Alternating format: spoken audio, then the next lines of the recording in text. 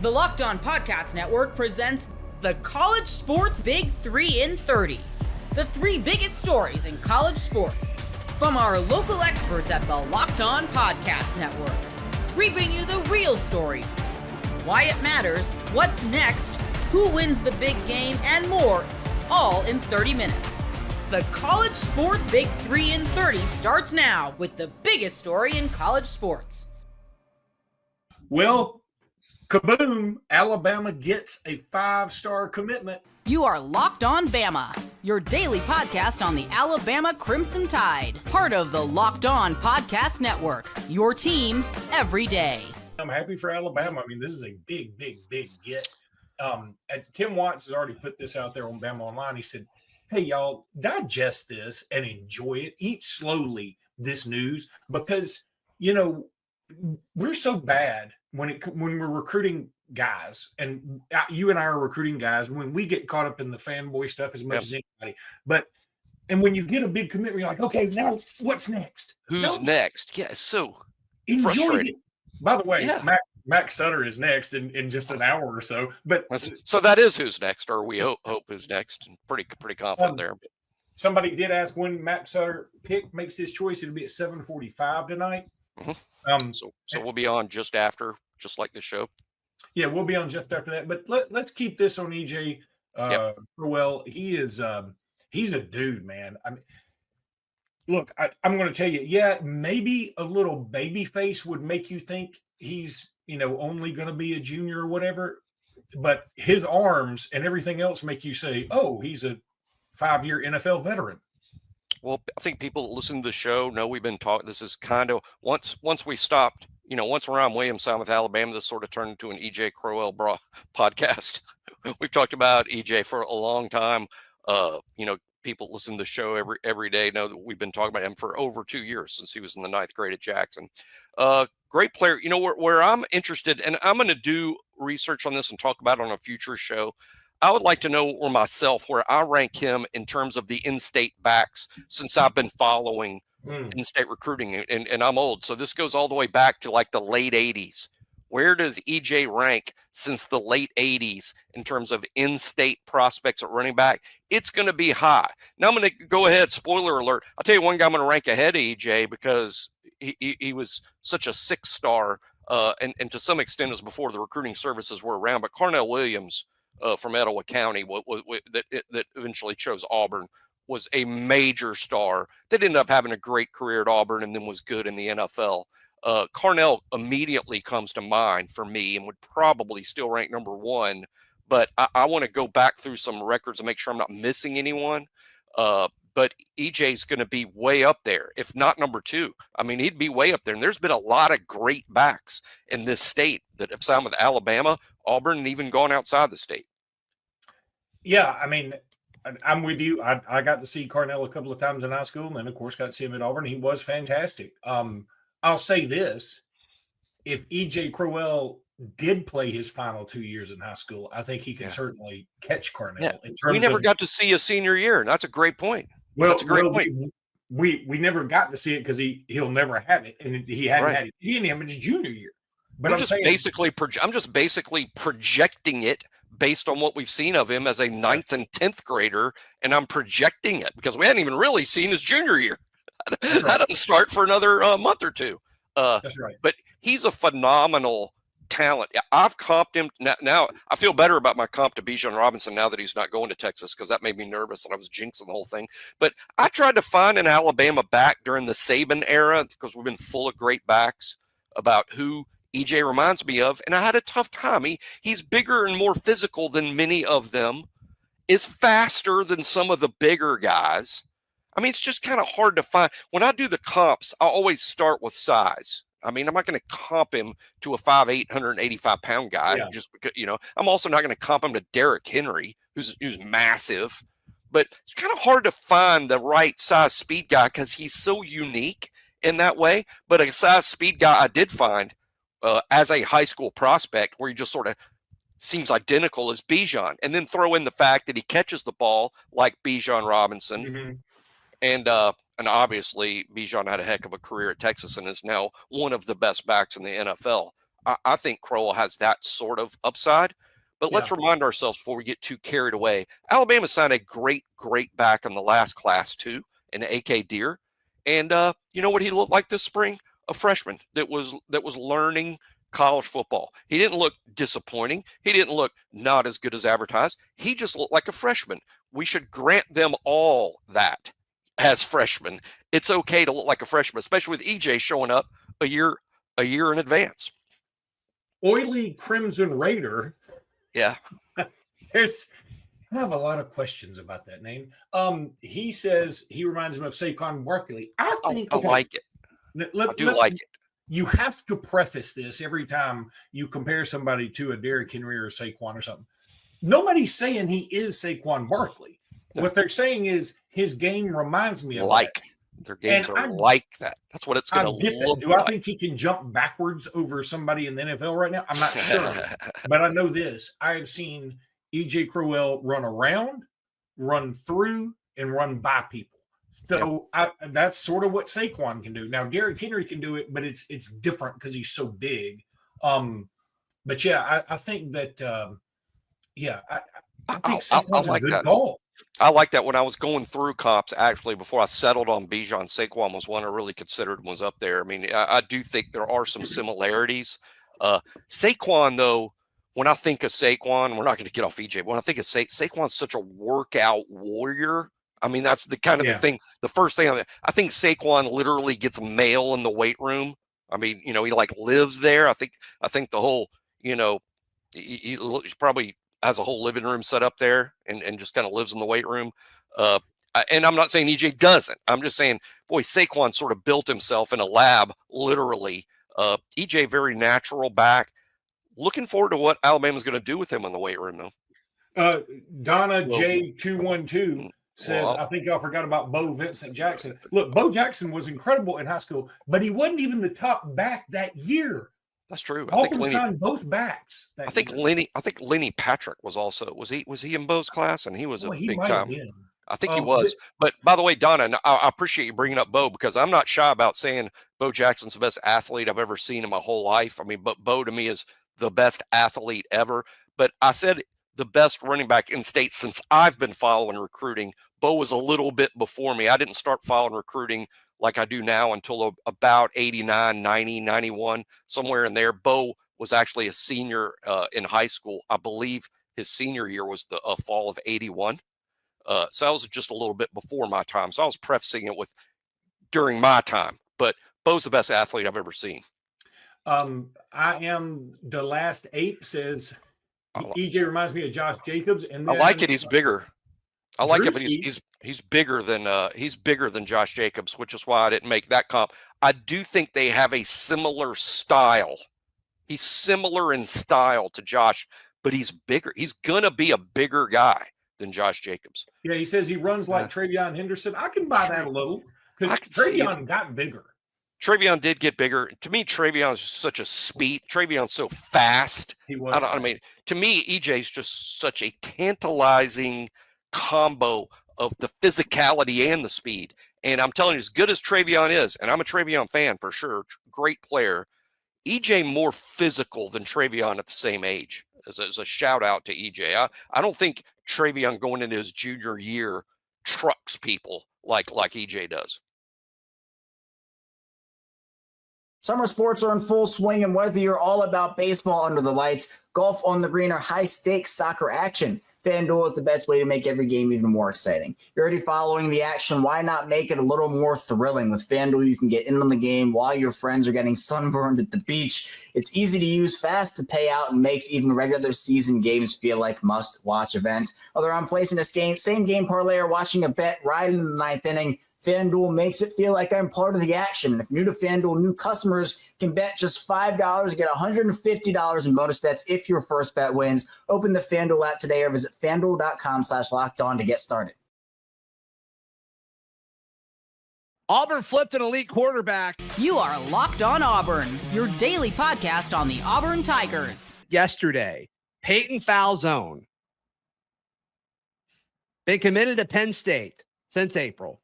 Flips to the Auburn Tigers. It just materialized out of thin air, Daryl. I don't really remember a flip being this quick and sudden. I can't think of another one that relates to this. Yeah, the whole just out of left field thing. It's First awesome. of all, the region that he comes from. I mean, I think that Auburn doesn't get a lot of quarterbacks from Pennsylvania. This is a classic example, I think, of a kid waiting to get an SEC offer. And what he did, he jumped at it because Auburn offered Falzone June 2nd. And by the way, I just love saying that last name. It just rolls right off the tongue. June 2nd, they offered him, and he commits within a month. This has the whole feeling of, I want to play in the SEC. Big Ten's a great conference, but this might be a kid. His whole statement that he made to Tom Loy about, the school and the environment and it being so faith-based. And there's probably a lot more to this than just the football aspect. And so that's why I think it came out of left field, but it's a really, really pleasant surprise. Because even when Walker White flipped from Clemson, we had heard rumors that was going to happen. It kind of felt like it was coming. He picked Auburn over Clemson. Yeah, that's true. He didn't flip. Yeah, but he was, which I do think is important because the flip is more dramatic. He was just crystal balled, and everybody thought it was just a Clemson slam dunk. Agreed. So yeah, but you're right. It was not an official flip. The flip is really dramatic. I'm just going to throw this out there. And sometimes I'm not looking for angles or looking for side stories. It just pops into my head and I want to get your opinion on it. Yeah. Do you think there was any conversation between this kid and KLS about Auburn's environment, knowing that he went to Penn State, knowing that this kid was committed to Penn State? Maybe there was a phone call made. Maybe there was some kind of back channel conversation that said, hey, it's a great place to go. You'll really enjoy it. Yeah. So we went live yesterday. Brian Smith joined me. If you missed that live reaction, go check it out. We talked about this briefly. A lot of the live chat said KLS. Possibly. I'm not dismissing it at all. And I kind of hope so. I think that'd be cool. Hey, take a break from working out with the Chargers and call this kid, please. Thank you so much. What I think might be more likely, Alvin Henderson. I think that one might be even more likely. Oh, that's a great point. And they were on trips together. Yeah, they probably were at games together, right? I mean, Alvin went to have to think that they know each other, right? I mean, Alvin was committed to Penn State for a little bit. That's a great point. Didn't even think about that angle. It's fun thinking about different angles. I don't know too much about KLS's personality or anything. I've only talked to him in media stuff. But Alvin is like the most personable human in the world. He really is. It would make sense, Yeah, it's great. I think couple of things, couple of attributes that I got from Andrew Ivins, the director of scouting for 247, talked about how he's really, really set and really suited for a modern spread attack. I like that. Talks about him being in multiple sport participation guy. I always love that. He's a swimmer and a sprinter.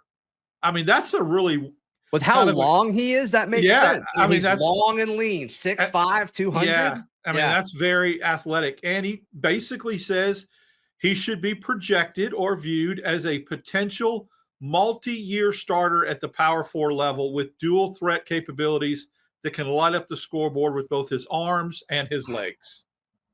You sent me a tweet right before we started recording from Brad Mandler, who trained Drew Aller, right? The Drew Aller guy. His tweet, it's a video of him throwing, but it says, in my 18 years of QB training, I've had so many good ones, but I don't think I've ever had a QB who's as physically talented as 2026 Nazareth PA QB Peyton Falzone. On top of these physical attributes is a top 1% drive/work ethic to improve. Still a work in progress, but very excited about where things are headed. That's heady praise right there, because Drew Aller is very, very high. Yeah. Projected, maybe first-round guy, that kind of thing. So, I think that Auburn got a really, really good one, and one that was out of left field, that wasn't talked about. Even the offer didn't come with much fanfare when they offered. So, a unique type of quarterback from a different part of the country. Auburn just doesn't typically do this. And so this is very, very different to me. Yeah, it goes against so many trends. And I mean, it only, like, as we're recording this, it only happened like an hour ago, and I'm still kind of processing it just because it happened so fast. But you're right. I mean, Auburn doesn't recruit Pennsylvania quarterbacks. That's not a thing, especially guys who are already committed to Penn State. It's just so different from anything we've seen. And we've talked about, Auburn in this Landon Duckworth competition with South Carolina and Ole Miss. And of course, Auburn making the top 2 and all that, and making the top 2 for Travis Burgess and just missing out. And it's like they were tired of being second. Let's go find this other guy that fits what we want to do and may make more sense as far as expectations for, when he'll be able to see the field.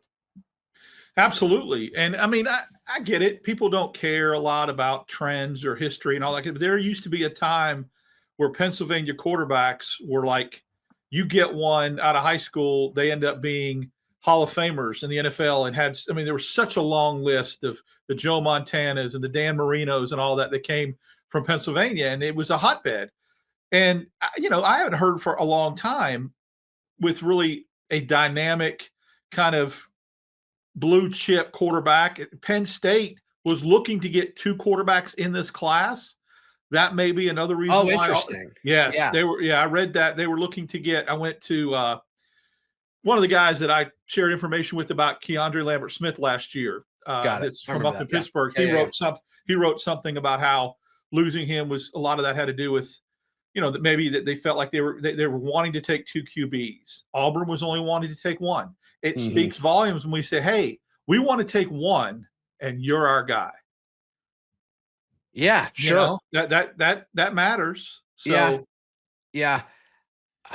I can't wait to I'm going to have Zach Seiko on of Locked On Nittany Lions, possibly this afternoon. We'll see. We'll see when we can get that together. But I look forward to hear more of the Penn State side of it too, because they didn't see this coming. They didn't see this coming at all. This materialized very quickly on their side too. So this is just such a unique case of what's going on, or is so different, especially with all these like official visits that these kids take, and the contract discussion and all that. It's so like heavier, I guess, than it typically has been. And then just to see this, it's like, oh, this is super fun. This is so different in almost every way than the way we normally react and talk about a kid committing.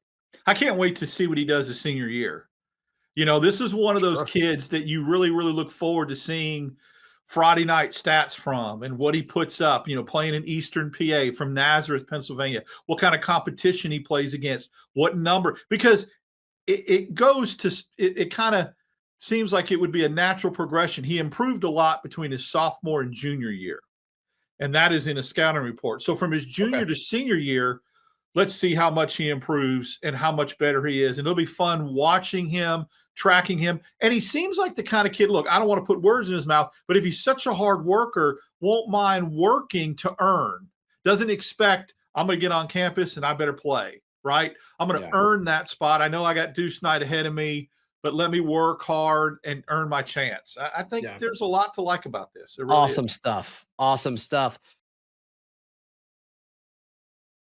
Monarch Money isn't just a budgeting app, it's a complete financial command center. You can track all your accounts, investments, and spending in one place, so you stop just managing your money and start building wealth. Instead of juggling multiple apps, you can use Monarch to check your finances, track spending, and even plan long-term goals. Managing money with your partner is smoother than ever. You can track shared and personal accounts, set goals, and stay on the same page without the stress. Take control of your finances with Monarch Money. Use code LOCKEDONNFL at monarchmoney.com, 50% off your first year. That's monarchmoney.com, code LOCKEDONNFL for half off your first year.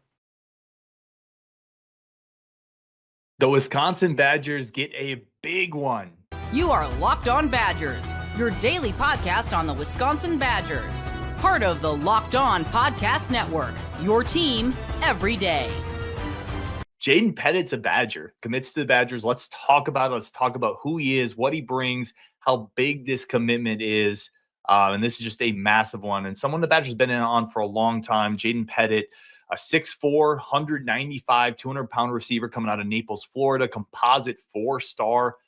This is a 4-star receiver from Florida. How often have you talked about something like that coming to Wisconsin? Picked up offers along the way from Missouri, Oklahoma, North Carolina, Florida, Notre Dame. I think Florida State was in there, and you could go on and on the list. That's among many, many others. This is a massive pickup for the Badgers. Absolutely massive pickup for the Badgers. Let's fire the cannons and let's talk about it. This is a big, big one that we've talked about for a long time here. So we definitely got to fire the cannons on this one. Fire the recruiting cannons. Another one is headed to Madison on Wisconsin. That is so loud on my end, that cannon. I don't know if the mic picks it up. This is a massive get. Let's put the film up here. I think Justin's going to try to join. I might just throw the link in the chat too. I know Coach Mack is in there wanting to talk about it. Let's throw the film up. Let's talk about what Pettit brings to the field. First of all, the first thing that stands out, and I talked to a recruiting scout today, not affiliated with the Badgers, and the first thing he said was size. Just big, massive size for the receiving spot. Listed at 6'4", and it's a long wingspan. 6'4", big-bodied kid, and that really plays in the open field. When you see him catch the ball, he is a load to bring down. And part of being a difficult guy to bring down is he fights for extra yards. Like, he really, really has that intangible in him. He's spinning off people. He's difficult to bring down. Big time talent. Again, the size is there. And then the versatility, play from the slot, play on the boundary, contested catches. You see the ability to really snag difficult receptions with his frame and his wingspan and his toughness. This is also the type of guy, you think about a Jeff Grimes offense, you think about physical players, right? The ability to, if you necessarily block on the edge, he has the potential to be an elite type blocker on the edge. This is a big get for Wisconsin. If you're in the chat right now, let us know how you feel. Coach Mack says, this is the one I was excited for. Just got done watching his tape. Let's see. Says great whole field vision as a receiver, great run blocking, route running is raw, but the ability to get skinny on post through traffic and his speed out looked really nice. And he's also playing down in Florida. Like, you see him in some of these clips outrun angles. You see him in some of these clips. I don't think he's not a traditional 4.3, 4.4 burner, but he's got long speed. I think it's a little deceptive. And then you pair that with his ability to be quick out of the slot. You pair that with his hands. You pair that with his size. This is a massive get. And there's a reason this is a 4-star, top 200-ish type player in the country. You don't get many of these at Wisconsin. I mean, think about receiving classes the last 5-10 years. Who does he compare to? You got to really think hard to find another Wisconsin receiver coming out of the high school ranks that had this type of physical skill set. There's not many of them. Connor Schmidt says, bang, sound the cannons. Let's go, Connor. Kate Berry says, bang, bang, orangutan. Kate's great people, man. Always in the chat. Tim Gilbert, let's go. Mitch Ames says, yes. Greg Lincecum says, bro. Andrew says, welcome to Madison on Wisconsin. Craig Lee, now go get Lattimore, and you have skilled guys for a couple years.